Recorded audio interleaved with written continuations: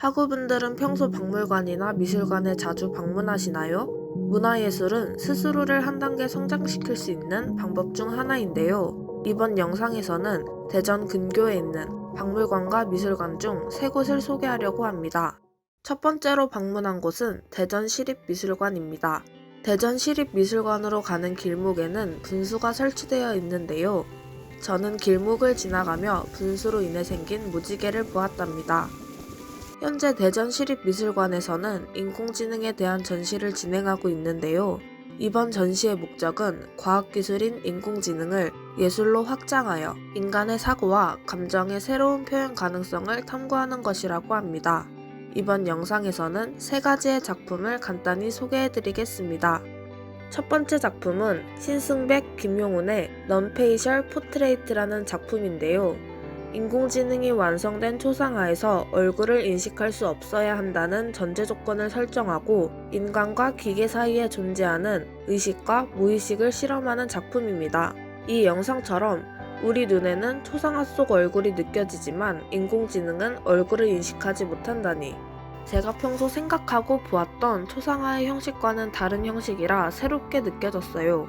두 번째 작품은 콰이올라의 리페인즈 시리즈입니다. 이 작품을 보실 때 디지털 렌더링을 사용한 작품이라고 생각되시나요?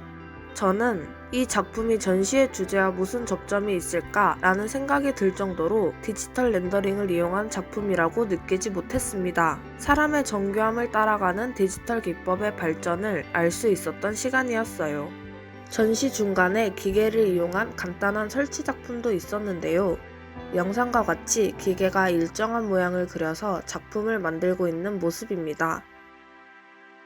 세 번째 작품은 히토 슈타이얼의 깨진 창문들의 도시입니다. 이 작품은 깨진 창문과 같은 작은 무질서의 징후가 더 심각한 범죄의 발생을 위한 환경적 조건이 될 수 있음을 나타내는 영상 설치 작품인데요. 안에 설치된 TV에서 창문을 깨는 모습이 나오고 벽에 여러 문구가 적혀 있었습니다.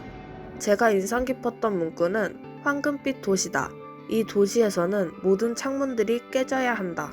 이 도시는 첨단을 달린다. 날마다 사람들은 유리창을 깨부수며 동력을 생성한다 였습니다. 이 문구를 읽으며 우리가 한 단계씩 발전하는 순간 여러 고정관념을 깨부셔야 한다는 생각이 들었습니다. 학우분들은 어떤 생각이 드셨나요? 대중교통을 이용해 대전시립미술관에 갈 수 있는 두 가지 방법에 대해 소개해드리겠습니다.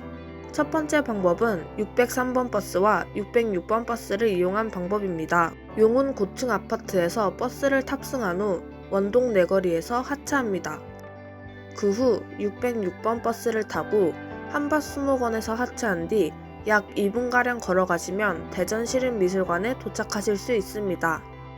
두 번째 방법은 605번 버스와 618번 버스를 이용한 방법입니다. 꿈에 그린 아파트에서 605번 버스를 탑승한 후 정부청사역에서 하차합니다. 그 후 618번 버스로 환승하고 대전예술의 전당에서 하차하시고 약 2분가량 걸어가시면 대전시립미술관에 도착하실 수 있습니다. 택시를 이용하실 경우 약 11,000원 정도의 비용이 예상되는데요. 교통 상황에 따라 달라질 수 있다는 점 유의해주세요. 두 번째로 방문한 곳은 국립중앙과학관입니다.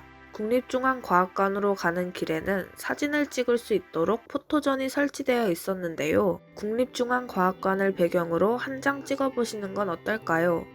국립중앙과학관에는 창의나래관, 과학기술관, 미래기술관, 사이언스홀 등이 있었지만 저는 코로나 방역 시간과 겹쳐 미래기술관 한 곳에 방문했습니다.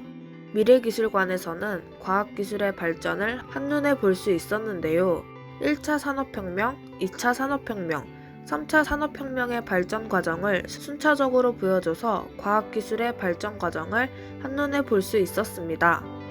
곧 도래한다고 말하는 4차 산업혁명에 대한 설명과 미래 인재 핵심 역량 등을 설명해 주어 앞으로 갖춰야 할 역량들을 확인할 수 있는 시간이었어요. 미래에 생길 새로운 직업들과 미래기술 이슈에 대한 것도 확인해 볼 수 있었는데요.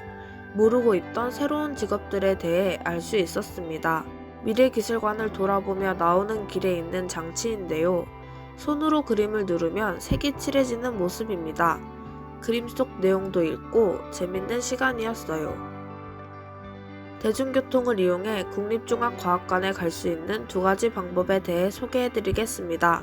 첫 번째 방법은 608번 버스와 604번 버스를 이용한 방법입니다. 용수골에서 버스를 탑승한 후 은흥정이 거리에서 하차합니다. 그 후 약 4분가량 걸어가서 중앙로역 8번 출구에서 604번 버스를 탑승하시고 국립중앙과학관에서 하차하시면 도착하실 수 있습니다. 두 번째 방법은 605번 버스와 604번 버스를 이용한 방법입니다. 꿈에 그린 아파트에서 605번 버스를 탑승한 후 둔산경찰서에서 하차합니다. 그 후 604번 버스로 환승하시고 국립중앙과학관에서 하차하시면 도착하실 수 있습니다. 택시를 이용할 경우 약 13,000원 정도의 비용이 예상되는데요. 교통 상황에 따라 달라질 수 있습니다. 세 번째로 방문한 곳은 화폐박물관입니다. 이곳에서는 화폐의 역사들을 확인할 수 있었는데요. 건물 외관을 화폐 모양으로 장식한 것이 눈에 들어왔습니다. 1 전시실에는 주화들이, 2 전시실에는 지폐들, 3 전시실에는 우표와 훈장들이 전시되어 있는데요. 저는 1 전시실에서 주화들을 구경하고 왔습니다. 1 전시실에서는 화폐의 기원과 고려시대부터 근대주화까지 확인할 수 있었습니다. 알고 있던 화폐는 상평통부밖에 없었는데 다른 화폐들의 이름도 알게 되었어요. 옛날에 사용되었던 화폐들을 한눈에 보며 세월의 흐름 또한 느낄 수 있었습니다. 올림픽 기념 주화들도 전시되어 있었는데요. 제가 태어나기 이전에 열렸던 올림픽의 주화들을 보니 여러 감정들이 느껴졌습니다. 대중교통을 이용해 화폐박물관에 갈 수 있는 두 가지 방법에 대해 소개해드리겠습니다. 첫 번째 방법은 605번 버스와 604번 버스를 이용한 방법입니다. 꿈의 그린에서 605번 버스를 탑승한 후 둔산경찰서에서 하차합니다. 둔산경찰서에서 604번 버스를 탑승하시고 원자력안전기술원에서 하차하신 뒤 약 10분가량 걸어가시면 화폐박물관에 도착하실 수 있습니다. 두 번째 방법은 608번 버스와 604번 버스를 이용한 방법입니다. 용수골에서 608번 버스를 탑승한 후 은흥정의 거리에서 하차합니다. 하차 후 약 4분가량 걸어가셔서 중앙로역 8번 출구에서 604번 버스를 탑승하시고 원자력안전기술원에서 하차하신 후 첫 번째 방법과 같이 약 10분가량 걸어가시면 화폐박물관에 도착하실 수 있습니다. 택시를 이용하실 경우 약 15,000원 정도의 비용이 예상되는데요. 교통 상황에 따라 달라질 수 있다는 점 유의해주세요. 저는 대전시립미술관, 국립중앙과학관, 화폐박물관 총 3곳을 방문했는데요. 그동안 알지 못했던 것들을 알게 되며 스스로 한층 성장할 수 있었다고 생각합니다. 영상에서 소개한 장소 이외에도 많은 박물관과 미술관이 있는데요. 대전대 하구 여러분들도 한번 방문해 보시는 것을 추천드립니다.